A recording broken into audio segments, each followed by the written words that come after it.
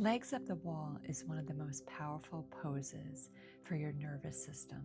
When you elevate your legs, your body naturally shifts from fight or flight into a rest and digest state.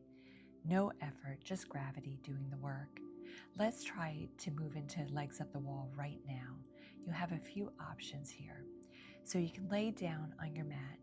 You can take a pillow or a block and place it under your sit bones and lift your legs high up to the sky and rest right there with your arms out or your hands on your belly.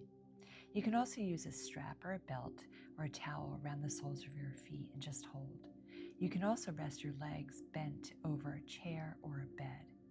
Or you can move yourself to a wall and put your legs up the wall. This pose will deeply restore the nervous system. The nervous system will begin to shift from doing into being. This is the heart of Yin Yoga, learning to rest fully without needing to fix or change anything at